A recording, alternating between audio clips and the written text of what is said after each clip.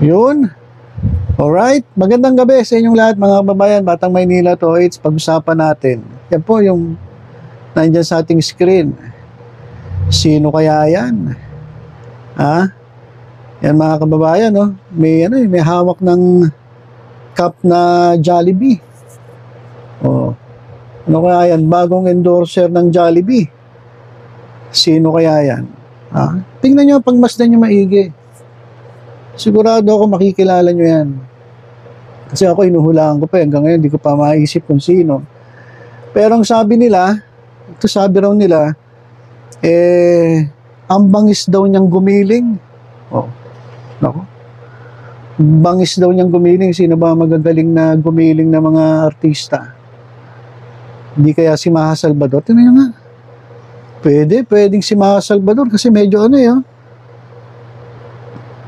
yan, kasi kung sa gilingan, magaling din si Maha Salvador eh. O si Miles Ocampo. Magaling din gumiling si Miles Ocampo kahit medyo tumawa ng konti dahil alam nyo, meron kasi pinagdaan ng karamdaman si Miles Ocampo kaya medyo bumigat siya. Pero ngayon okay na, salamat sa Diyos at medyo nag-recover na itong si Miles Ocampo. Pero kahit ganun, ang galing pa rin gumiling. Tingnan nyo doon sa sugod bahay. Sabay-sabay sila, gumigiling sila ni Mayor Jose Manalo at ni Wally Bayola. Kung sa gilingan lang, hindi magpapatalo si Miles Ocampo. Oh, si Miles Ocampo kaya ito, mga kababayan. Yan, tingnan nyo maigi. Hindi kaya si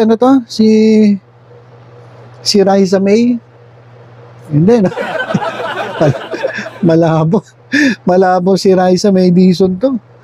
O hindi kaya si Maine Mendoza. Kasi meron mga kababayan ng clue. Dabber Cats daw. Dabber Cats daw legit Dabber Cats. Hindi yung Dabber Cats na gumagaya lang. Legit Dabber Cats. Saka hindi na pala Dabber Cats tawag nila. Dati Dabber Cats ang tawag nila sa sarili nila eh. Sila daw yung Dabber Cats. Pero nangyari, nabash itong dating nagpapakilala mga Dabber Cats. So pinalitan nila yung pangalan nila, hindi na raw Dabber Cats, Kapuso na raw. So malabong dun yun, malabong taga dun yun, itong nandito sa ating screen. So hindi kaya to si Maine Mendoza. Tingnan nyo maigi yung picture. Hindi kaya si Maine Mendoza. Saka hindi imposibleng si Maine Mendoza kasi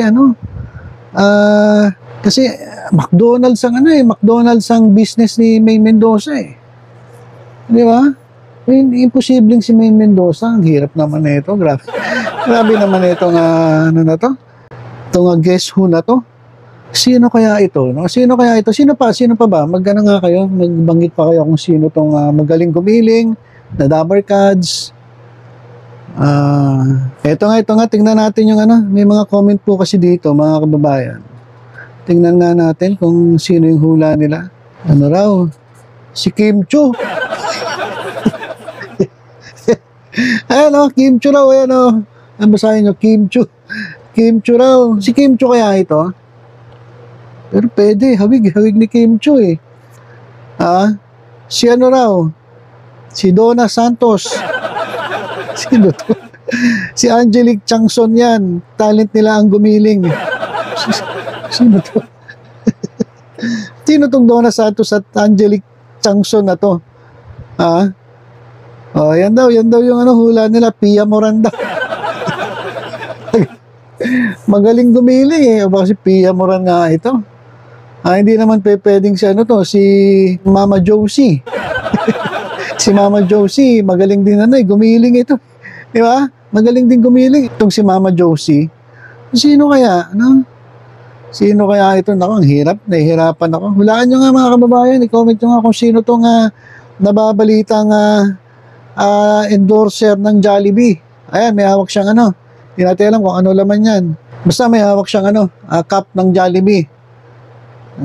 Naku, hirap na hirap ako. Pakihulaan nyo nga. Paki-comment nga po kung sino tong Dabber Cats na to na magaling gumiling at bagong endorser ng Jollibee.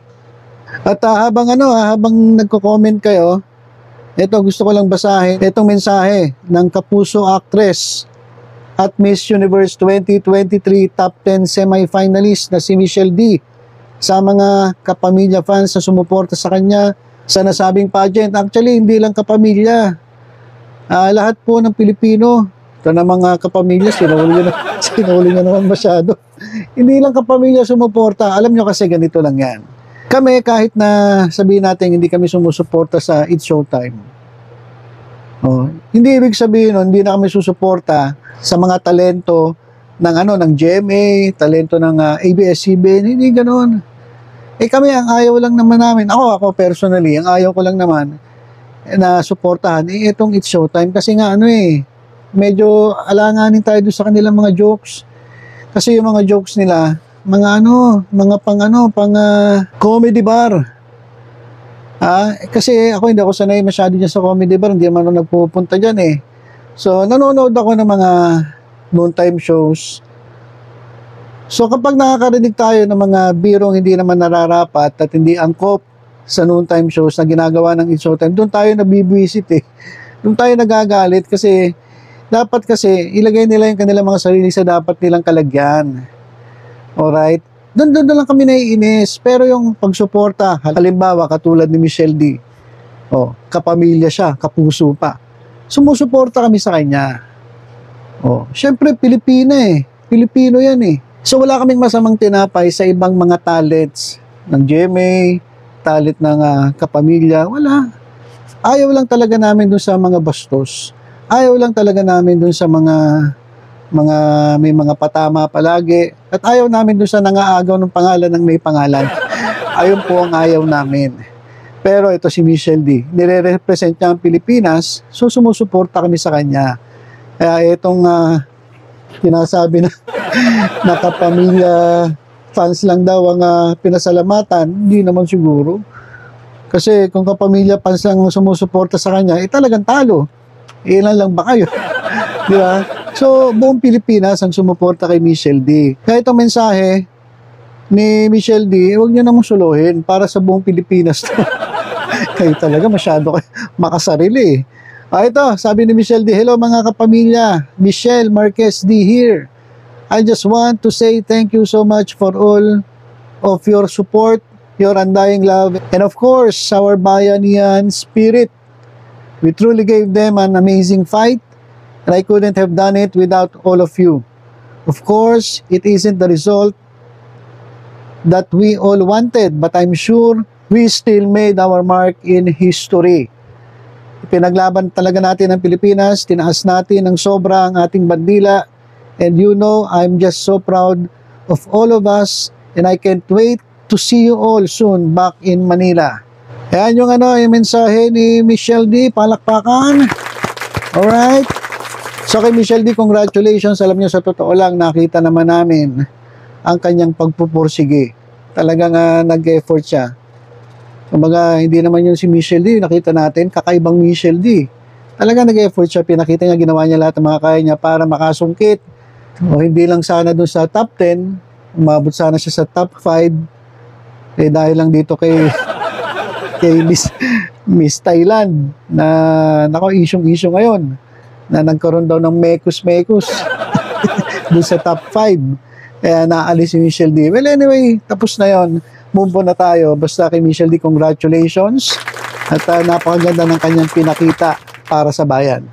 So, yan po ang ating update. Nagpasalamat si Michelle D sa mga kapamilya, sa mga kapuso, mga kapatid, at sa kanyang mga kababayan.